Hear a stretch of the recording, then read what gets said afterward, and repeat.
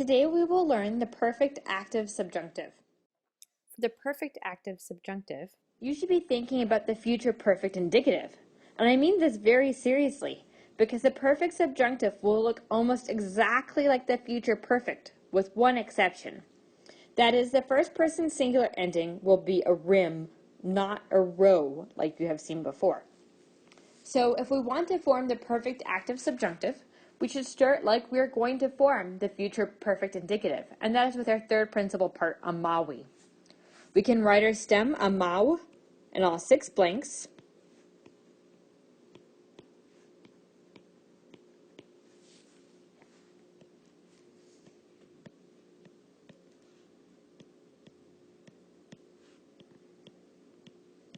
And then we'll write our endings, being careful to write a rim here for the first person singular, then eris, erit, erimus, eritis, and erint. Creating the forms amawerem, amaweris, amawerit, amawerimus, amaweritis, and amawerint. So, the big question of the day is, how can you tell the perfect subjunctive and future perfect indicative apart? This can be very complicated, and it usually requires you to examine the structure of the sentence very closely. I know I have personally debated between whether a verb is perfect subjunctive or future perfect indicative on multiple occasions. However, there can be some hints. First, if you have makerons in your text, you can use those to your advantage. In the perfect subjunctive, the I is long in eris, erimus, and eritas, where the I is always short in the future perfect.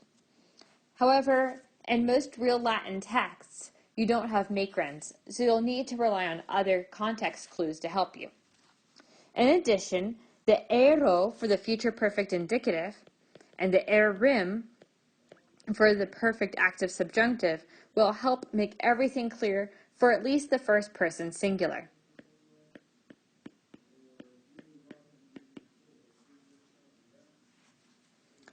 Let's go ahead and practice another time for making the perfect active subjunctive. Here we have moneo, monere, monui, monetum. We're going to start again with our third principal part, monui, and write our stem monu in all 6 blanks.